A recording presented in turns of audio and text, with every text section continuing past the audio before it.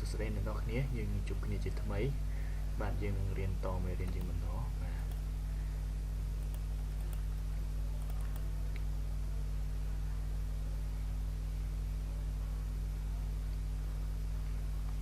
បាទមេរៀនមុនយើងរៀនដល់ណាដែរអ្នកនរគ្នាមេរៀនមុនយើងរៀនដល់ពីគី header និង footer បាទតែយើងមិនបានមិនចប់ទេយើងទំតែ header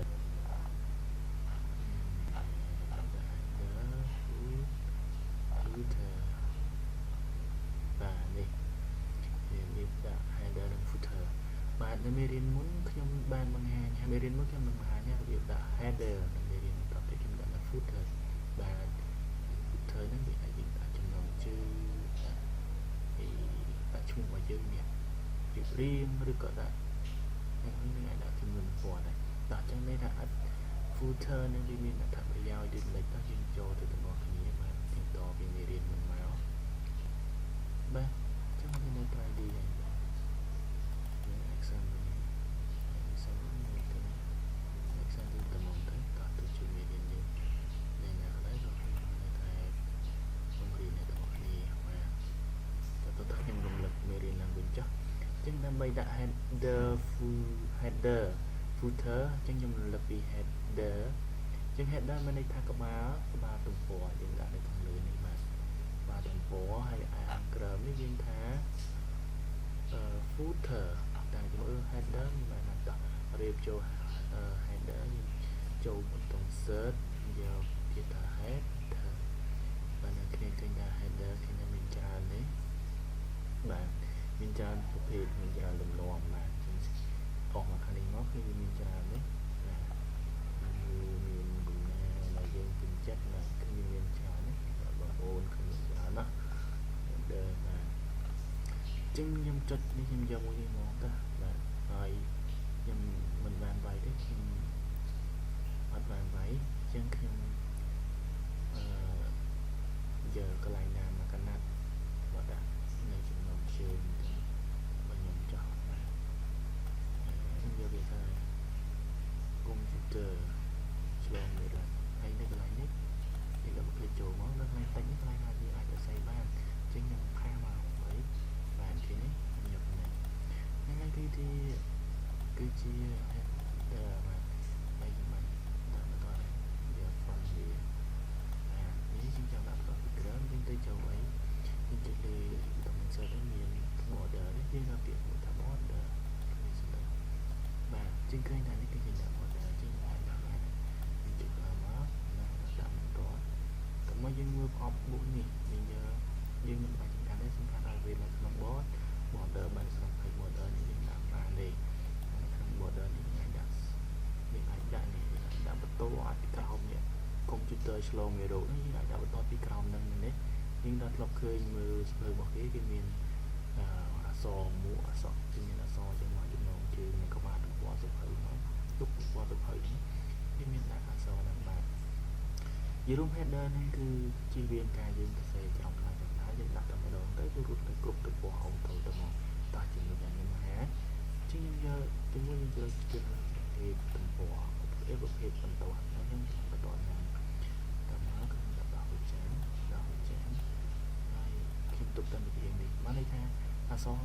តំបន់នេះគឺតំបន់ដែលយើងអាចសរសេរអក្សរបានតំបន់ក្រោយឆ្នោតនេះហើយបន្តនេះបន្តនៅខាងក្រោមអក្សរបិទតំបន់អក្សរចេញនៅខាងលើហើយបន្តនេះគឺនៅខាងក្រោមចឹងខ្ញុំយកនេះគឺទៅត្រឹមត្រូវចឹងខ្ញុំចុចអូខេអូខេគឺវាមកអូខេតើអញ្ចឹងខ្ញុំបន្តទៀតខ្ញុំចូលទៅនឹង footer បាទយើងឃើញអ្នកនរគ្នាឃើញថានេះគឺ footer ណា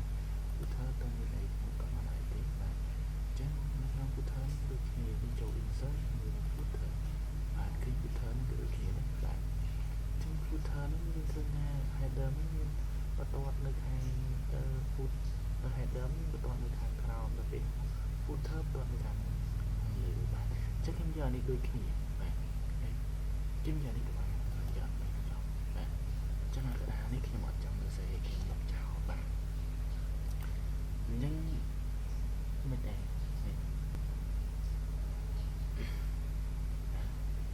ញ្ចឹងអ្នកទាំងអស់គ្នាអាចទៅសេយើងទៅសេមកអូមកថាគ្នា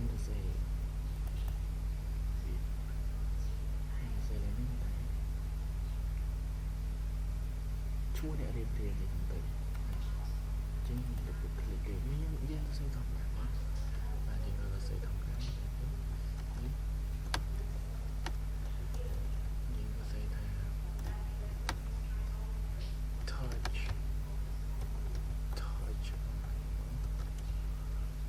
touch by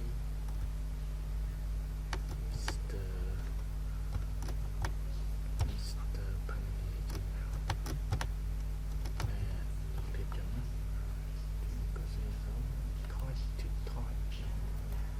touch by chúng ta trực tiếp cho sinh hoạt đến Mr. và nó cái này này kia so với cao về đây là những cái điểm chọn này thì chọn là page number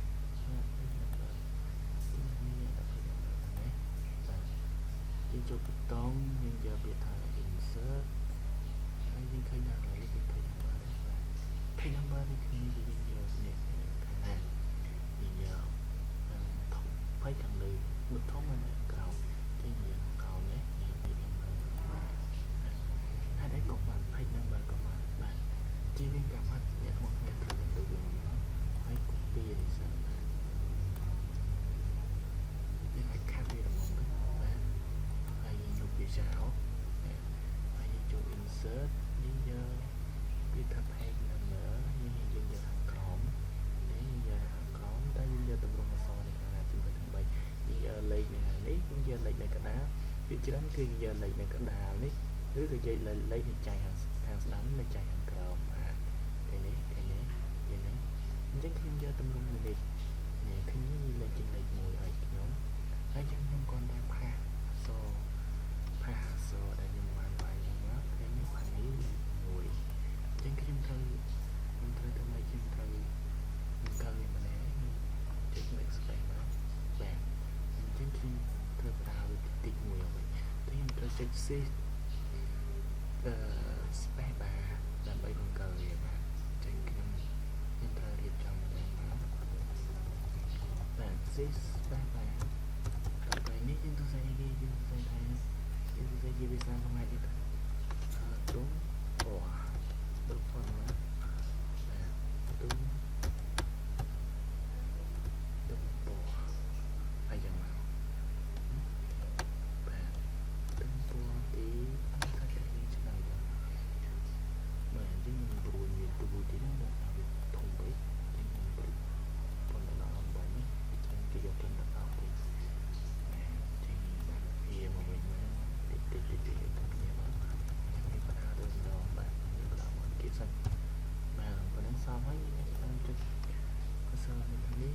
tặng được space bar được rồi nhưng khơi nha phần đăng hao ta vì ai cái sao mà dương như thế group cron để dương không ai gì nhưng cái dương không cái nào ta và dương chỗ ngoài nó thay hoài chứ ta kia miền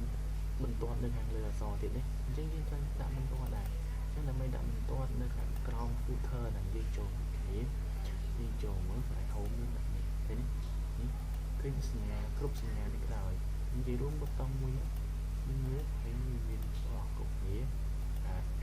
thời chạm mà group nhà đó nó cứ nhà thì tự lại cho ai đã thấy order mà theo những thì mình đã bàn để mà việc trực lưới nước miên ở miền thế những trực lưới nước miên đấy ở miền thế miên là các lại đi mùi các lại nhận bỏ như cái lõm không mà video thế và cho nên điều là như vậy và như vậy là giờ là nó hỗ giờ lại như thế và cho nó vẫn được kia và dành đi kia đi chụp lại mưa đây chương trình luôn tới giờ là như vậy thì cái này mình khoa đấy xuống tháng đi bên đây trong mình tới xuống tháng từ bằng chỗ lại bó gọi đời mà phải chụp ở đây lo nó mình đã có tốt nó lừa so lãnh đạo tháng lãnh đạo của tôi này là cao mà xó cái lãnh đạo tôi là lừa xó chỉ được việc đó thế đấy chứ chúng mai này cái đồng món đi làm món là xó đi mà toàn cái làm món đi cái làm món là xó cảm thấy cái món mà toàn chứ nhưng chỉ ok không nhưng mà toàn mà đấy chứ nhưng mà ឯកសារយើងទៅយើងទាំងស្រស់ស្អាតជាងមុនយើងមានវិធីហើយយើងទាំងជឿបាទយើងខ្ញុំដាក់ទៅខាងលើមួយទេទៅទំព័រខាងក្រោមគឺមានទាំងអស់នេះគឺអត្ថប្រយោជន៍នៃការដាក់ header footer បាទនេះយើងសេរីខ្លួនយើងថែមណាយើងចង់បានគឺយើងសេរីខ្លួនយើងថែមណាបាទក្នុងការដាក់ចំនួនទំព័រក៏ចឹងដែរបាទនេះសេរីបានបាទមើលពណ៌ទី1ក៏មានតែពណ៌ទី2ក៏មានបាទជាងនេះដាក់ដូចនេះចឹងបាទអូខេនេះគឺតននេះបាទជាងនេះដាក់បានបាទដាក់បានទីចូលទៅនេះរៀនទី1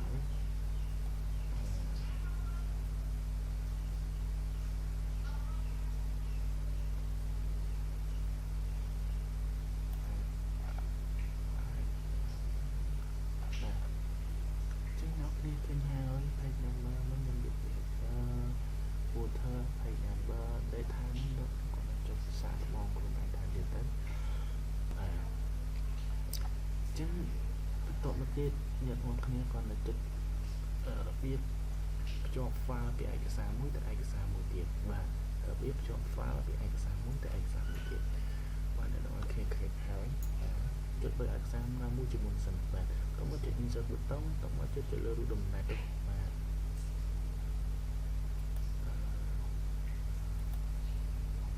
បាទតោះចេញខ្ញុំបើកឯកសារនេះខ្ញុំចង់បញ្ចូលបានចេញខ្ញុំសាកឯកសារហើយខ្ញុំសាក copy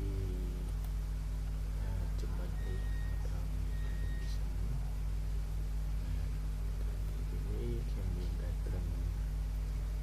ខ្ញុំមានតែត្រឹមប៉ុណ្នេះខ្ញុំបាយបានប៉ុណ្ណឹងបាទ copy ដាក់ធ្វើបងប្អូនមើលបាទហើយថាមេរៀននេះខ្ញុំវាយបានតែប៉ុណ្ណឹងទេបាទខ្ញុំចុច save សិនណាខ្ញុំចុច insert បាទកំមកទៀតឯកសារទី3នេះ